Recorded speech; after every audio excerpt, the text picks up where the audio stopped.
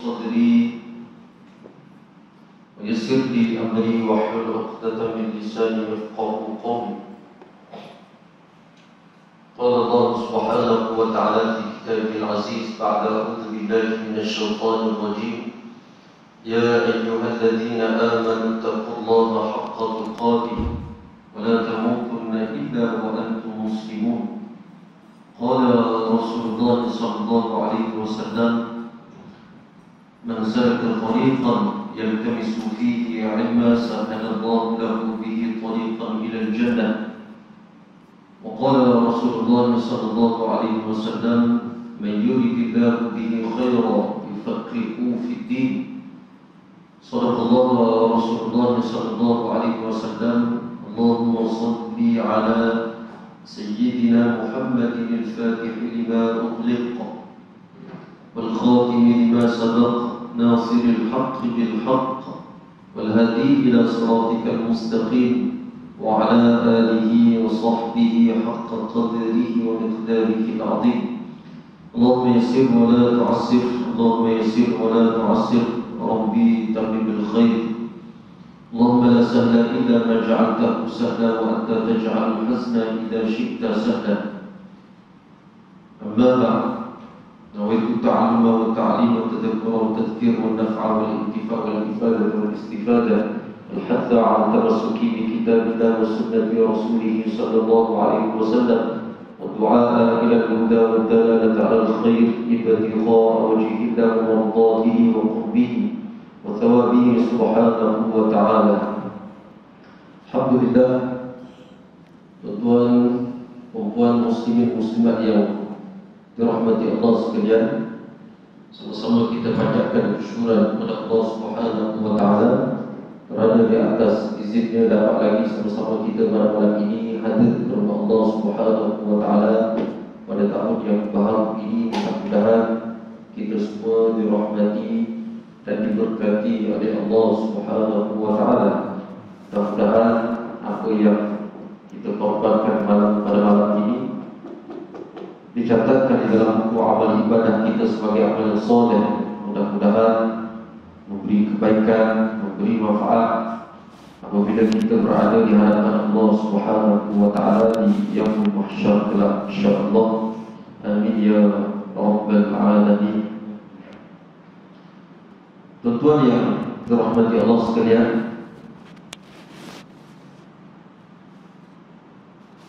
setiap kali saya hadir ke surau ini, pasti ada keadaan yang lain, ceria, berseri-seri dan sebagainya. Kemudian setelah 2 bulan saya tak hadir, ni hadir kau, saya tengok terus sepanjang lapak dah. Lapak lain agak begitu. Terkejut tadi. Mana ada pembaharuan, ada kelainan daripada tempat-tempat lain. Jadi itulah kita harapkan, selain kita sentiasa ada transformasi, pembaharuan di surau kita ni, macam-macam yang kita buat. Mudah-mudahan di tahun yang baru ni juga, bukan saja kita nak dari sudut harta benda, dari sudut keduniaan, kita ada perubahan daripada biasa kepada luar biasa, daripada tak baik kepada yang baik. Bahkan kita nak, kalau boleh, biarlah amal ibadah kita juga kepada Allah Subhanahu wa taala ada keadaannya sebegitu. Umpama je kalau kita nak muhasabah, macam mana keadaan ibadah kita 10 tahun yang lalu dengan sekarang. Sebab sebelum ni ada orang dia bandingkan, viral dulu, dia bandingkan badan dia, bentuk badan dia 10 tahun yang dulu dengan sekarang. Ada yang dulu gemuk, sekarang kurus. Ada yang dulu kurus, sekarang gemuk. Ada yang dulu biasa-biasa, sekarang sadar. Ada yang dulu gitu, sekarang handsome macam saya. Itu makna kata dari sudut kebiasaan. Tapi ada tak orang bandingkan bagaimana ibadah dia dulu, solat dia dulu dengan sekarang? Ada perubahan tak? Bacaan Fatihah dia dulu dengan sekarang ada penambahbaikan? Sedekah kita, bacaan Quran kita, salawat kita ke atas baginda Rasulullah sallallahu alaihi wasallam, ada penambahan ataupun kurang ataupun macam mana. Ini yang perlu kita muhasabah, ini yang perlu sama-sama untuk kita fikirkan apa benda, bagaimana amal ibadah yang kita nak bawa bertemu di hadapan Allah Subhanahu wa taala pada hari akhirat nanti. Jadi kita haraplah mudah-mudahan pada tahun ini, tak apalah walaupun tahun Masihi, tahun yang sepatutnya kita agung-agungnya itu tahun Hijri lah, pun tahun Masihi pun tidak ada masalah, kerana ianya semua daripada Allah Subhanahu wa taala. Jadi kita harap mudah-mudahan tahun Masihi pun 2022 ini menjadi lebih baik daripada tahun-tahun sebelum ini. Mudah-mudahan bertambahnya takwa kita kepada Allah Subhanahu wa taala, bertambahnya ilmu kita, bertambahnya amal ibadah kita di sisi Allah Subhanahu wa taala. Dan kadang-kadang kita tilik balik, pejam celik tuan-tuan, dah separuh daripada sebulan, dah separuh dah kita masuk 2022 ni, dah 15 hari dah kita berada pada tahun itu. Nak kata apa? Masa ni sekejap, rasa macam baru pergi masuk tahun 2022 ni. Tengok-tengok dah 15 hari dah. Apa yang kita dapat daripada 15 hari? Untuk masa akan berjalan. Nanti kita akan bertemu dengan Ramadan. Tak lama dah. Lepas Ramadan raya. Lepas raya PKP. Harap taklah kan. Harap taklah kita semua berasa baiklah. Tuan-tuan, kita takut sedar-sedar ni nak masuk 2023 pula dah. Sekejap saja masa jalan. Orang dulu pun 24 jam, kita pun 24 jam, tapi orang dulu boleh baca Quran banyak walaupun dalam masa sehari. Tapi kita dalam masa sehari nak buka satu muka surat pun susah juga. Apatah lagi nak baca. Orang dulu boleh tuntut ilmu sehari kadang-kadang belajar sampai 12 mata pelajaran. Kita sehari tak sampai pun satu mata pelajaran. Kita minta bagi kuliah maghrib saja, lebih kurang 40 minit ataupun 50 minit, tak sampai sejam. Itu pun kadang-kadang ada hari kita culah juga, ada hari kita tak dapat hadir juga. Jadi bagaimana masa kita diperuntukkan untuk ibadah kepada Allah Subhanahu wa taala, masa kita ni banyak habis ke arah keduniaan ke ataupun ke arah akhirat, banyak untuk hiburan ke, banyak untuk muhasabah, banyak untuk mencari pahala, banyak amal kebajikan. Itu untuk sama-sama kita muhasabah, untuk sama-sama kita fikir, tenung balik Allah, bagaimana ni kita mati ni tak tentu. Walaupun umur kita 30 tahun, 35 tahun, 40 tahun, rasa macam muda lagi, rasa sehat lagi, rasa okey lagi, ke sana kemari boleh lagi, tak ada masalah. Lambat lagi kok mati, jangan. Mati ni tak kira bila, sila ayat malam ni kita dijemput oleh Allah Subhanahu wa taala. Jadi tidak perlu untuk kita lakukan persediaan, perlu untuk kita tambah baikkan amal ibadah kita kepada Allah Subhanahu wa taala. Baik, kita sambung bacaan kitab kita Min Adabil Islam karangan Syekh Abdul Fattah Abu Quddah rahimahullah taala. Muka surat 84. Saya ada situ lah, takut tempat lain. Betul tak? Tuan-tuan pun tak ingat. 78. Bolehlah masuk awal bab pun boleh juga. Adab yang ke-8 dah. 86.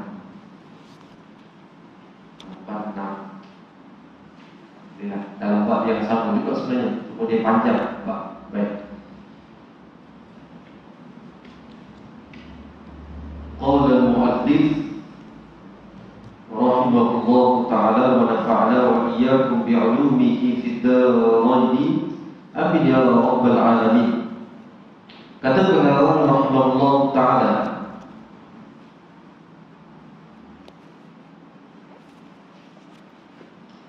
dia daripada surat 85 bawah.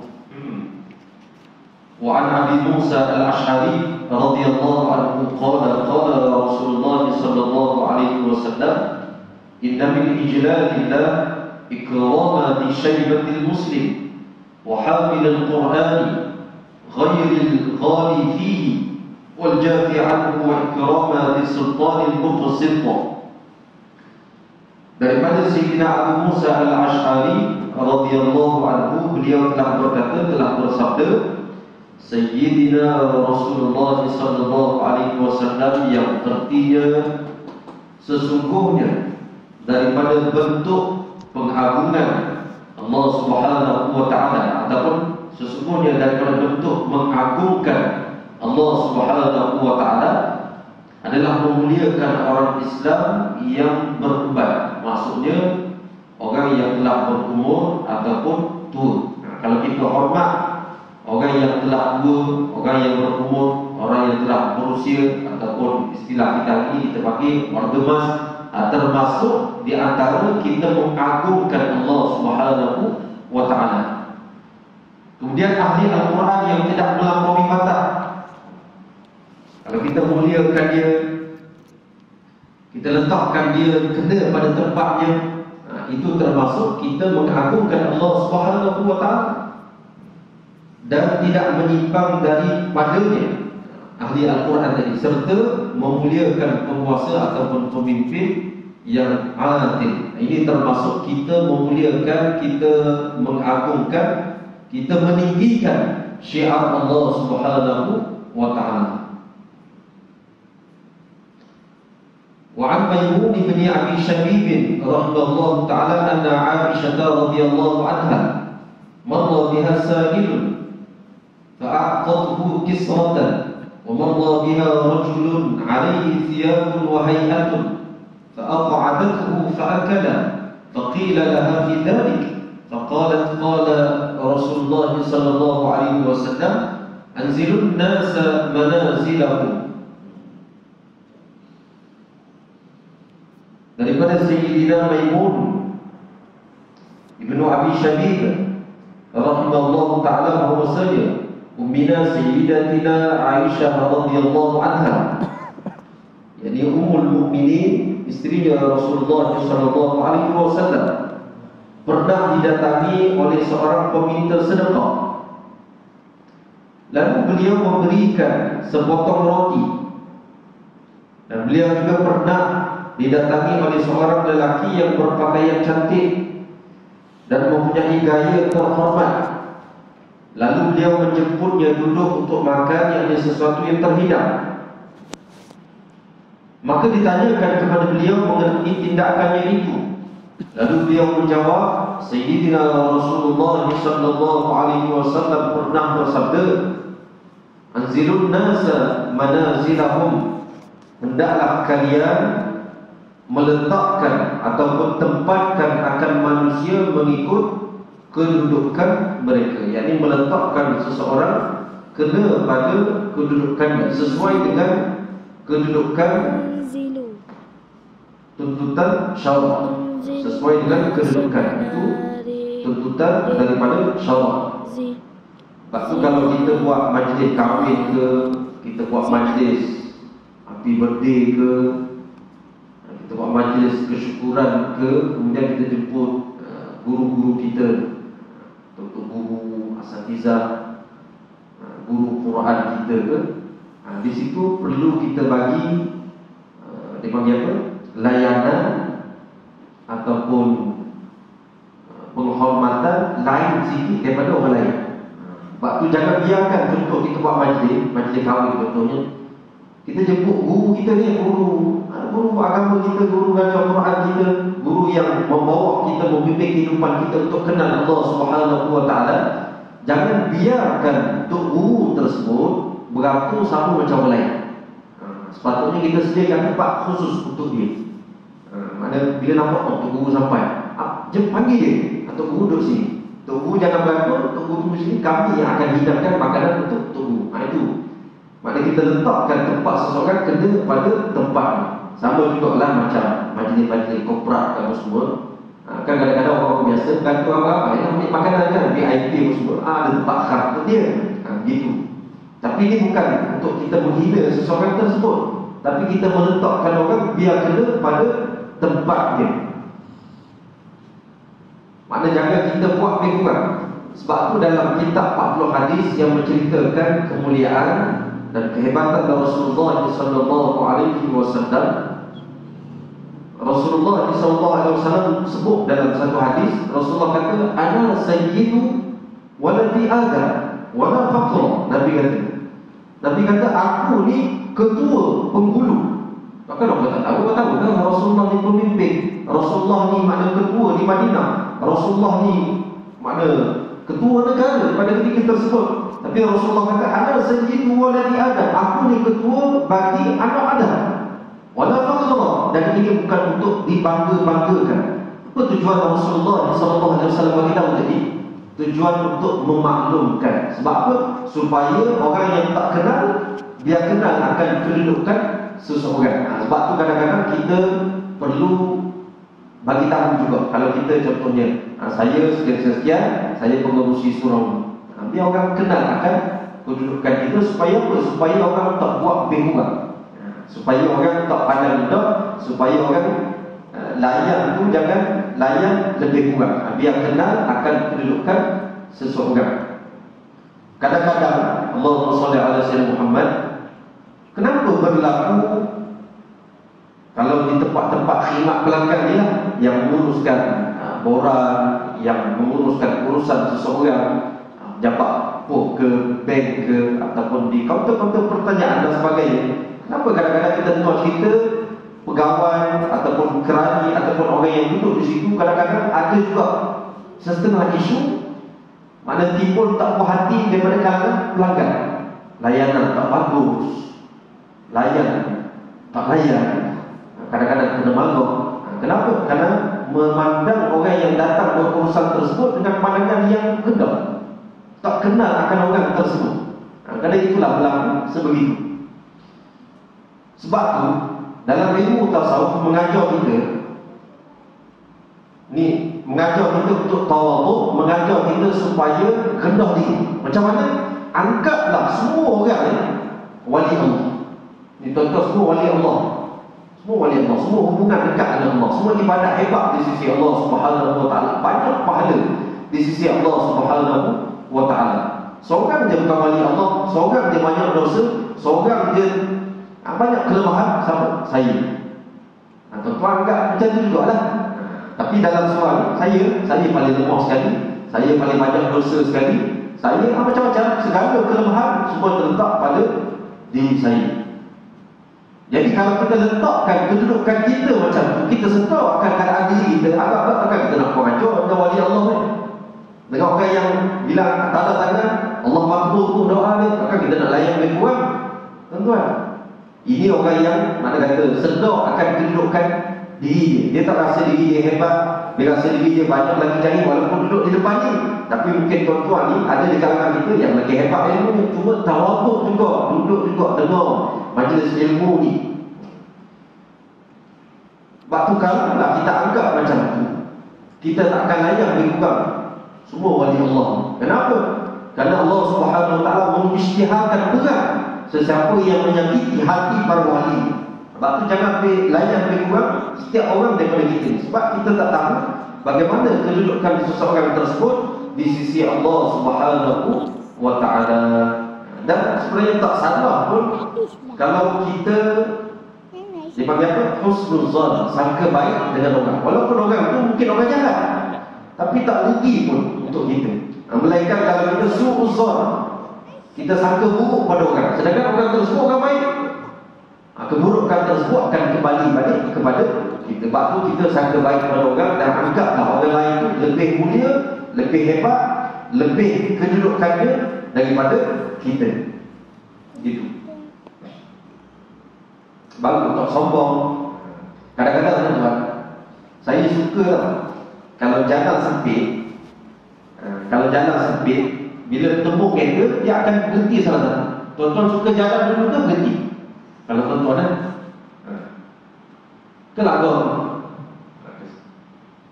Jadi situ akan balik pada diri kita lah. Kadang-kadang saya suka berhenti dulu bagi orang tu lalu. Tapi kadang-kadang bukan kita nak kata, tapi ialah bila kita berhenti macam tu, sepatutnya bukan angkat tangan ataupun phone, tanda, terima kasih, tolong berhenti. Tapi kadang-kadang orang dia jangan buat tak tahu lah tuan-tuan. Jadi kena balik pada diri. Orang tolong kita tu kalau dua-dua tak nak mengalah, sampai pagi esok lah, semua tak nak bergerak, semua nak lalu juga, tak jadilah. Jadi salah seorang kena mengalah. Jadi bila orang yang mengalah tersebut, kita boleh lalu, angkat tangan, terima kasih pimpin, mana bagi hot pun tak ada terima kasih, ataupun dijemput ataupun di Korea. Kalau kita bagi laluan jam ke apa, kereta masuk, kereta depan ni dia akan bagi lampu apa yang dua, lampu emergency tu lah. Tak ada apa tu, tak ada terima kasih. Walaupun tak dapat ucap di mulut, walaupun tak nampak angkat tangan, tapi diberi isyarat dengan lampu tadi, tak ada apa, tak ada terima kasih. Itu orang makna kata yang sedar diri, tahu akan kedudukan diri dia, makna berterima kasih di atas kebaikan orang lain terhadap diri dia. Wa an Abi Sa'id bin Rasulullah Khudud radhiyallahu anhu, maka Khudud tu jundub, jin, boleh tak titik sikit lah, jundub. Laqad kuntu ala ahdi Rasulullah sallallahu alaihi wasallam ghulaman fakuntu ahfadhu anhu fama yamna'ni min al-qawli illa annaha huna rijalan hum asaddu min. Daripada Sayyidina Abu Sa'id Samurah bin Jundub radhiyallahu anhu, semasa zaman Sayyidina Rasulullah sallallahu alaihi wasallam, aku adalah seorang kanak-kanak. Pada zaman Rasulullah sallallahu alaihi wasallam, dia ni masih kanak-kanak. Maka aku menghafal hadis, boleh juga, ataupun kita boleh katakan dia menghafal Al-Quran, boleh juga, daripada baginda sallallahu alaihi wasallam. Maka sekarang tiada yang menegah aku daripada memperkatakan hadis-hadis tersebut ataupun membacakan ayat-ayat Al-Quran tersebut, melainkan bahawa di sana terdapat lelaki-lelaki yang para sahabat radhiyallahu anhum, tokoh-tokoh yang agung ni, sahabat-sahabat dipanggil kibar sahabat, sahabat-sahabat yang besar yang hubungannya rapat dengan Rasulullah sallallahu alaihi wasallam, di mana mereka lebih tua daripada aku. Makna Sayyidina Abu Sa'id Samurah bin Jundub radhiyallahu anhu ni, dia boleh mengajar, dia boleh sebut pada orang hadis yang dia hafal ataupun ayat Quran yang dia hafal tadi, kecuali kalau di situ terdapat makna sahabat-sahabat yang besar-besar tadi, barulah dia ada mengutamakan orang yang lebih tua daripada dia, mengutamakan orang yang lebih kedudukan daripada dia untuk berucap, untuk mengajar dan sebagainya. Tamat apa yang diriwayatkan oleh Imam Nawawi rahimahullah ta'ala secara ringkas. Muka surat 88. Maka dari keterangan di atas, sunnah memulakan dengan yang lebih berumur, yang berusia atau lebih berkedudukan atau lebih berilmu, ada paling berilmu, untuk guru kita, ustaz-ustaz kita. Maksudnya ketika ada individu yang berbeza daripada sekalian hadirin dengan kelebihan sama ada dari sudut umur, yang lebih tua misalnya atau lebih berilmu, dia muda tapi ilmu dia tu lebih tua daripada kita, atau mempunyai ingatan yang kuat, ataupun dengan sebab kemuliaan nasab Nabi sallallahu alaihi wasallam, yakni keturunan Nabi sallallahu alaihi wasallam. Tuan-tuan, Ahlul Bait, keturunan Rasulullah sallallahu alaihi wasallam sampai hari ini ada. Dan tuan-tuan jangan ingat semua keturunan Rasulullah sallallahu alaihi wasallam berserban, berjubah, beridak. Ada juga yang selain daripada itu. Sebab tu kena hati-hati dengan keturunan Rasulullah sallallahu alaihi wasallam. Ada juga yang dia lari sikit, jalan daripada kebiasaan. Kalau kita kenal lah, kita tahu yang bahawa dia tu sangat ataupun dipanggil apa, salah silah dia tu sampai kepada Rasulullah sallallahu, nasab dia tu sampai kepada Rasulullah sallallahu alaihi wasallam. Tapi kita tengok dia ni lain, bukan ustaz, bukan habib, tapi orang biasa, tapi dia keturunan Rasulullah sallallahu alaihi wasallam. Ada tu, ada. Jadi kita kena jaga mulut kita, jaga hati kita, jaga perangai kita, jangan sampai kita menghina. Walaupun kita nampak zahir dia memang pelik, zahir dia dia kadang-kadang buat benda yang tak sepatutnya. Tapi kita kena jaga juga kepada. Kenapa? Kerana keturunan Rasulullah SAW saat akhir umur nanti mereka akan kembali semula kepada jalan yang benar. Ini kelebihan nasab keturunan Rasulullah SAW. Walaupun waktu hidup nampak semua pendek, orang dan sebagainya. Tapi bila saat-saat nak kepada kematian dan sebagainya, mereka akan kembali kepada Allah SWT. Sebab tu kena jaga akan keturunan nasab ahli keluarga Rasulullah SAW. Kadang-kadang ada setengah orang tu dibuat lebih kurang dengan golongan para habaib yang kadang-kadang jelas mereka ni keturunan Rasulullah SAW. Kadang-kadang digelar yang mereka ni kuburiyun, ada pemuja kubur, ahli syirik, ahli bid'ah dan sebagainya. Tuan-tuan jangan jaga apabila kita menyakitkan ataupun menghina keturunan anak cucu Rasulullah SAW, ia seumpama kita menyakiti hati Rasulullah SAW. Waktu kena jaga-jaga. Jadi perlu kita memuliakan dia juga, yakni keturunan Rasulullah SAW. Atau kemuliaan sebagai imam, dia imam ataupun pemimpin, dia pemimpin, ketua tingkat, ketua taman dan sebagainya. Atau kemuliaan berjihad di jalan Allah Ta'ala, atau kemuliaan seorang yang pemurah atau dermawan pada pintu-pintu kebaikan. Kita tahu di surau ni, dia kalau bab sedekah, dia champion kan. Dia paling banyak sekali yang menyumbangkan untuk menampakkan keceriaan, pengimarahan di surau kita. Kita tahu.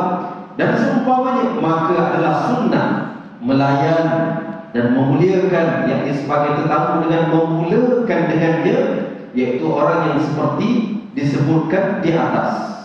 Kemudian dengan orang yang berada di posisi kanannya, tidak kira siapakah yang berada di kanannya itu, dan seterusnya. Ini yang asal, ini yang basic. Nanti di hadapan nanti dia akan datangkan sesuatu masalah untuk kita sama-sama bincangkan.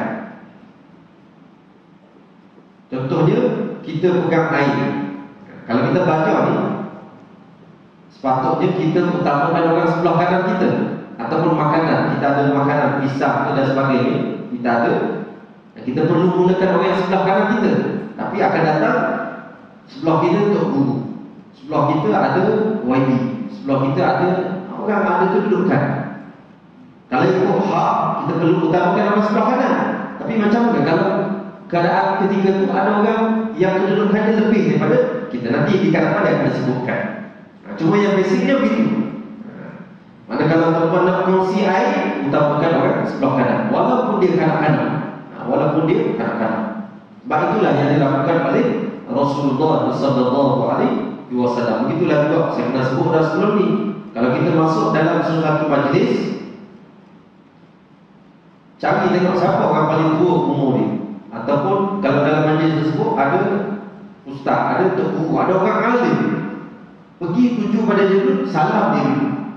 Kemudian nak salam satu pula orang sebelah kanan dia sampai kan pusing balik jumpa pada dia. Itu yang basic lah. Yang basic mula sebelah kanan dan tertib ini adalah merupakan himpunan di antara nas-nas yang menyuruh supaya memulakan dengan yang sebelah kanan, dan nas-nas yang mengatakan kabir, yakni yang lebih berusia dulu, yang lebih dewasa dulu, yang lebih besar, yang lebih berusia dulu. Dan laisa minna man lam yuqid kabirana, bukanlah daripada golongan kami, kalangan kami, orang yang tidak memuliakan orang-orang yang tua di kalangan kami. Dan ibda'u bil akabir, hendaklah dimulai dengan yang lebih tua. Dan hadis-hadis yang selain daripada hadis ini yang disebut sebelumnya.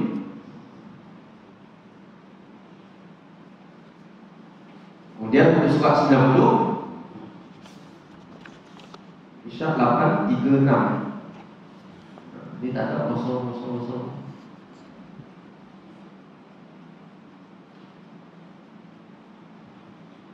Sini okey tuan-tuan lagi. Akhir bulan 12 ini. Tak manjir kan? Saya asalnya cerita sikit boleh? Cerita sikit. Selingan tu hilang sikit. Akan baca sendiri kan, bosan pula. Bulan 11 saya tak datang Sebab saya balik kampung tu, kebetulan mak saya baru sihat daripada COVID. Itu bimbang juga lah, susah nafas itu. Alhamdulillah makin lama beransur makin baik lah. Tapi masa dia kena tu macam-macam penyakit marilah. Tiba darah air, kencing mani dan sebagainya. Tak pernah ada tu penyakit tu. Tapi bila positif COVID itu susah nafas pun semua mari. Kemudian air kencing kotor, macam-macam lah. Tapi sekarang Alhamdulillah dah beransur baik. Kemudian bulan 12 hari itu saya minta tanggung juga. Sebab apa? Sebab saya nak bercuti di Kuantan. Lah anak-anak jalan sikit. Sebab tu tangguh kali kedua.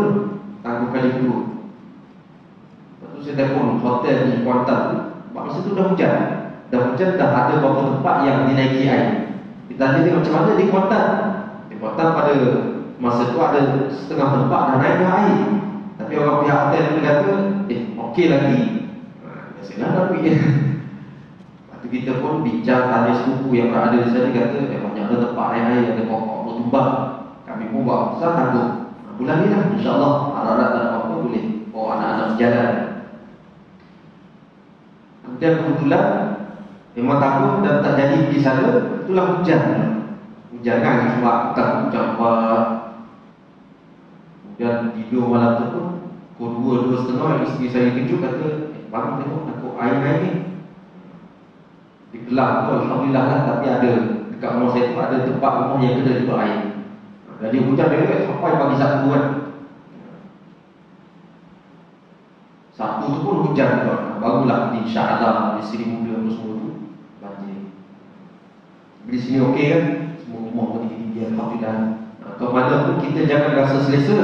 Walaupun kita tak kena banjir, walaupun kita tidak diuji dengan kosongnya barang dan sebagainya, sebenarnya itu pun ujian kepada kita juga. Bagaimana tindakan kita untuk membantu masa-masa banjir orang yang dalam kesusahan tu. Jangan tengok sajalah, jangan tengok di Facebook saja, jangan tengok orang share di grup WhatsApp saja. Kemana pun kalau kita tak dapat tolong dari sudut tenaga, keuangan pun tak boleh. Kurang-kurang kita tanda tangan doa, ya Allah untuk mudahkanlah segala urusan masa-masa banjir tersebut. Kalau di sungai bencana, tanah tutup, hilang. Ada lebih kurang 27 keluarga hilang tempat tinggal. Dan ada 100 lebih lagi dinasihatkan tidak tinggal di situ, pindah cari tempat lain. Kita nak azan dulu. Azan insyaAllah. Kita sambung sikit lagi ya. Jangan.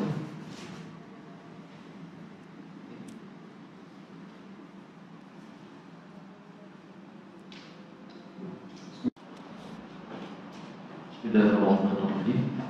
InsyaAllah saya sambung 7 ke 10 minit lah insyaAllah. Bismillahirrahmanirrahim. Surat 90. Ini dia nak terang yang kita sebut tadi itulah. Dan sebahagian manusia yang telah keliru, yakni salah faham dan lemah dalam memahami tentang nas-nas yang kita baca tadi itu, yakni mengutamakan yang kanan itu, dan tidak dapat meletakkan nas ataupun dalil-dalil tersebut pada tempatnya. Sesungguhnya mereka faham, mereka sangka bahawa sunnah memulai dengan seseorang yang mula duduk di sebelah kanan yang kita sebut tadi itu bagi tetamu yang seperti apa pun, kerana tersandarkan kepada hadis-hadis yang menyarankan supaya memulakan dengan yang di sebelah kanan. Itu yang kita faham dulu tadi itu. Ke mana pun mana kata utamakan orang yang di sebelah kanan kita. Sedangkan ini kata pengarang, ini hanya disyariatkan ketika mana? Bila ni para hadirin tersebut bersamaan, makna sama kedudukan. Yang kalau kita nak mula kanan tadi itu, atau lebih kurang pada keutamaan, atau pada kelebihan, atau pada umur. Mana sama-sama kawan kita, bolehlah kita utamakan yang sebelah kanan dulu. Maka dimulakan dengan orang yang di kanan, yakni dari kalangan tetamu. Adapun apabila bersamaan mereka itu padanya, iaitu pada keutamaan atau kedudukan, maka berbeza salah seorang daripada kalangan mereka dengan yang lebih tua misalnya. maka mulailah dengan dia, kerana bahawasanya usianya yang lebih tua itu ada kelebihan, lalu didahulukan dengannya ke atas orang yang lain, maka dimulakan dengan dia sebelum yang lain. Telah berkata Imam Ibn Rushdi rahimahullah ta'ala dalam kitab yang berjudul Al-Bayan wa Tahzib, apabila bersamaan keadaan kedudukan orang-orang yang berhimpun, yang berkumpul di dalam satu majlis atau hampir sama, ada lebih kurang sama saja, maka hendaklah mula dengan yang di sebelah kanan, sebagaimana yang digalakkan dalam nilai akhlak yang mulia, di mana pada demikian itu terhindarlah dari menzahirkan perbuatan mengangkat sebahagian mereka atas sebahagian yang lain dalam memulakan layanan dengannya. Dan ada pun apabila di kalangan mereka terdapat orang-orang berilmu, yakni para alim ulama yang mempunyai kedudukan dan yang dewasa, yang berusia, umurnya lebih tua daripada kita, maka sunnah pada demikian itu bahawa dimulakan dengannya. Maknanya mulakan dengan orang yang berilmu tadi, orang yang ada kedudukan tadi, orang yang usianya lebih tua daripada kita tadi, tanpa mengira di sudut mana dia berada di dalam majlis. Pengarang kuatkan lagi pendapat ini, kemudian barulah dihulurkan kepada orang yang berada di sebelah kanannya, sebagaimana yang telah dilakukan Sayyidina Rasulullah SAW apabila dihulurkan dengan susu yang telah dicampurkan dengan air, sedangkan di sebelah kanan baginda SAW adalah seorang Arab dusun, mana Arab Badui, dan di sebelah kiri baginda SAW adalah Sayyidina Abu Bakar radhiyallahu anhu. Mana kalau kita tengok di situ kedudukannya, mana Sayyidina Abu Bakar Siddiq radhiyallahu anhu kedudukannya lebih tinggi daripada Arab Badui tadi, maka baginda sallallahu alaihi wasallam meminumnya, kemudian memberikannya kepada Arab dusun tersebut. Memang itu haknya sebab dia duduk di sebelah kanan. Dan baginda sallallahu alaihi wasallam bersabda, al-aiman fal-aiman, maknanya yang di sebelah kanan, kemudian yang di sebelah kanan. Tengok uraian dia lagi. Dan jangan diberi kepada yang berada, surat 94, dan jangan diberi kepada yang berada di sebelah kirinya, walaupun adalah dia itu lebih berhak untuk dimulai, yakni diberi layanan berbanding orang yang berada di sebelah kanannya, walaupun dia mempunyai kelebihan dari sudut ilmunya, kebaikannya dan umurnya, melainkan setelah bahawa diminta izin darinya, yakni dari yang sebelah kanan pada demikian itu. Maknanya kalau Rasulullah SAW nak bagi kepada Sayyidina Abu Bakar As-Siddiq radhiyallahu anhu, yang kalau kita tengok kedudukannya lebih tinggi berbanding dengan Arab Badui tadi, dengan syarat Rasulullah boleh bagi tapi minta izin Arab Badui tadi, sebab masa itu hak dia, sebab dia duduk di sebelah kanan Rasulullah SAW.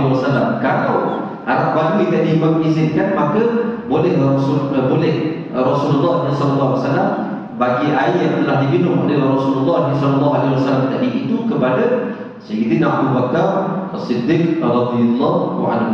Ini adalah sebagaimana yang telah dilakukan oleh Rasulullah SAW. Apabila dihulurkan dengan minuman, maka baginda SAW meminum darinya, dan di sebelah baginda SAW seorang kanak-kanak. Tengok bagaimana sahabat menghargai ataupun mengambil peluang untuk bertabarruk, mengambil berkat daripada Rasulullah SAW. Ini kanak-kanak ni, bukan orang dewasa, kanak-kanak. Yang mana setelah Rasulullah SAW minum, di sebelahnya seorang kanak-kanak, dan di sebelah kiri baginda SAW orang-orang dewasa. Lalu baginda SAW bersabda kepada kanak-kanak itu, apakah engkau mengizinkan, dia Rasulullah minta izin ni, apakah engkau mengizinkan bahawa aku berikan minuman kepada mereka dahulu? Rasulullah tanya kepada kanak-kanak tadi.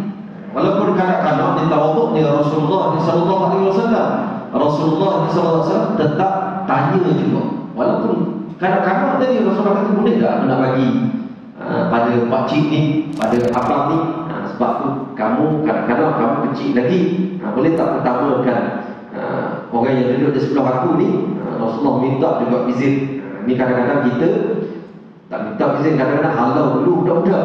Walaupun kalau ikut hak mereka dulu. Macam contoh kanak-kanak lah, kalau dah masuk solat, kalau kanak-kanak yang belum baligh ataupun belum khatam, belum sunat, mereka sepatutnya duduk belakang kan, jauh daripada soh orang dewasa ni. Tapi kalau mereka masuk dulu dan duduk di soh hadapan, halau kita alihkan dia duduk di belakang. Sebab masa itu dah hak mereka. Begitulah juga dengan Quran. Dalam kitab Tibyan disebutkan, kalau kanak-kanak tersebut dia pegang Quran,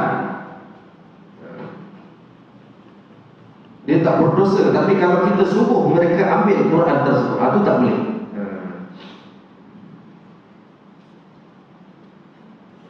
Dia ada hak dia. Lalu kanak-kanak itu dia jawab apa dia? Tengok dia kata apa? Tidak. Tak boleh. Sekarang kan hak aku. Ini tunjukkan apa dia? Mana nak bersungguh dia bertabarruk dengan Rasulullah SAW, tak nak bagi peluang kepada orang lain. Contoh macam kita ini, biasanya air minuman untuk guru lah. Air saya jangan minum tuan-tuan, sakit tuan-tuan nanti. Saya bukan untuk guru.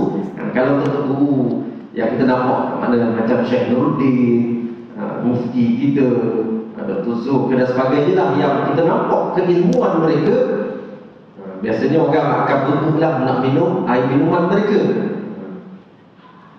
Sebab apa? Mudah-mudahan ambil berkat mulut mereka yang selalu baca Quran, yang selalu berzikir, yang banyak baca hadis, yang banyak mengajak orang ke arah kebaikan.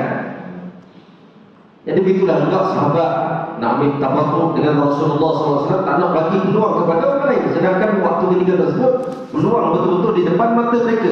Demi Allah, dia kata kepada dia, wahai Rasulullah, tidak ada yang akan mendahului aku daripada mengambil bahagianku daripadamu. Mana tak ada orang lain yang boleh ambil berkat daripadamu. Kerana ketika tersebut peluang aku, maka aku akan bagi peluang tersebut kepada orang lain. Maka Rasulullah SAW meletakkan bekas minuman di tangannya. Yakni Rasulullah SAW telah meletakkan bekas minuman pada tangan kanak-kanak itu dengan penuh semangat dan kemas sebagai isyarat dan keizinan terhadap tindakan kanak-kanak berkenaan, dan sebagai menyatakan bahawa ianya adalah hak kanak-kanak itu. Tamat petikan daripada Ibnu Rushdi. Maka mulakan, ini kesimpulan daripada perbahasan kita tadi. Boleh ni 10 minit ni tuan-tuan.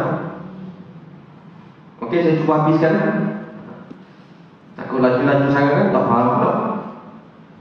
Takat mana yang boleh. Maka mulakan dengan orang yang sebelah kanan adalah secara mutlak disyariatkan apabila di sana ada sifat, yakni kriteria yang perlu didahulukan seseorang ke atas orang lain.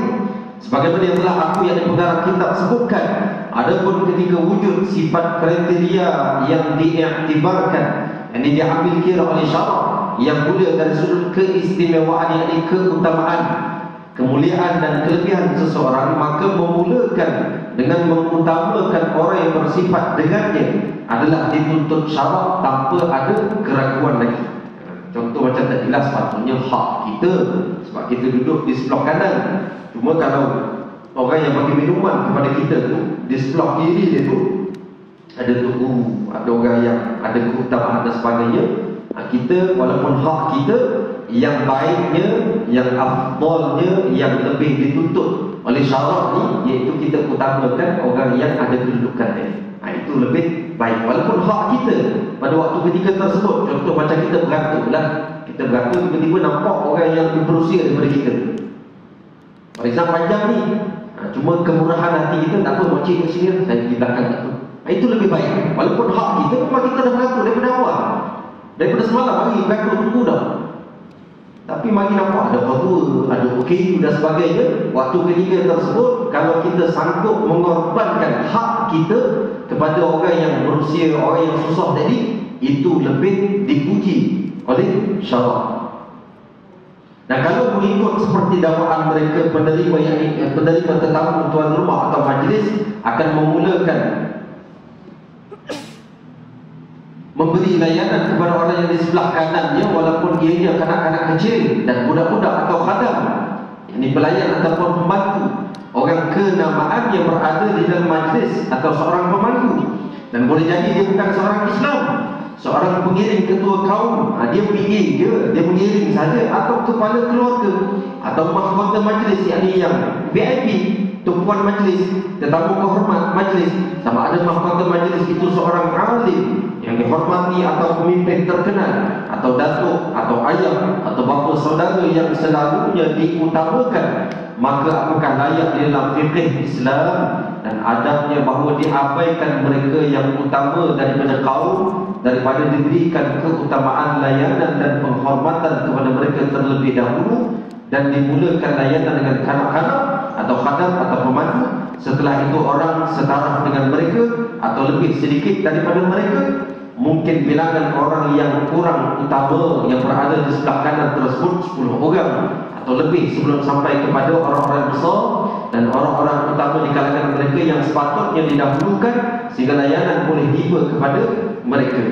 Jauhlah fikih yang perundangan Islam dan adabnya untuk mengharuskan penyimpangan dengan adab ini dan dengan kecantikan fitrah ini. Ada pun meminta izin untuk memberi minum daripada yang muda usia atau yang kurang utama atau seumpamanya, maka dia menjadi orang yang berhak untuk ditunaikan permintaannya dan dimulakan dengannya kerana dengan sebab permintaannya.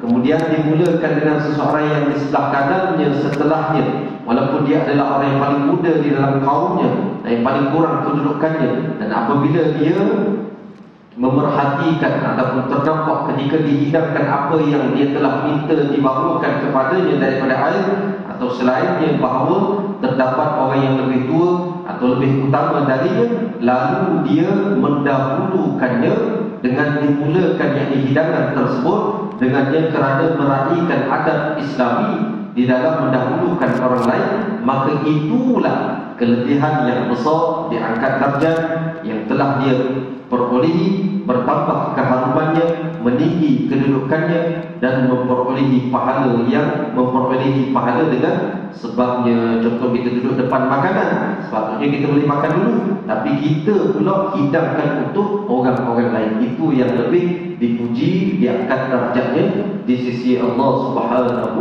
wa ta'ala. Adab yang ke-19, adab seorang muslim bersama kedua ibu bapanya dalam bercakap, mengangkat suara, yang intonasi suara kita cakap dengan mak ayah ni macam mana, dan bila kita berjalan dengan ayah, jalan dengan mak, kedudukan kita ni macam mana, di depan dia ke, di belakangnya ke, ataupun sama kedudukan waktu kita berjalan. InsyaAllah kita akan lihat pada bulan hadapan, insyaAllah. Mudah-mudahan dipanjangkan umur, dikurangkan rezeki. Minta maaf tuan-tuan, ambil masa yang lebih untuk sama-sama kita habiskan adab yang ke-18 pada malam ini. Mudah-mudahan tuan-tuan semua diberi kefahaman dan mudah-mudahan kita semua dapat beramal dengan apa yang kita belajar pada malam ini. Walaupun kita tinggi ilmu tapi kurang adab, tidak ada gunanya. Lebih baik kita kurang ilmu tapi adabnya tinggi. Dan yang paling baik iaitu kita berilmu dan kita beradab.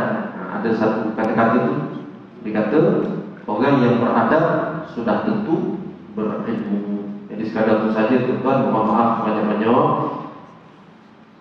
Wassalamualaikum warahmatullahi wabarakatuh. Bismillahirrahmanirrahim. Allahumma anfa' bima 'allamtana wa 'allimna ma yanfa'una. Rabbana zidna 'ilma warzuqna fahma. Rabbana atina fid dunya hasanah wa fil akhirati hasanah wa qina 'adzaban nar. Sallallahu alaihi wasallam Muhammad wa ala alihi wasallam. Walhamdulillahi rabbil alamin.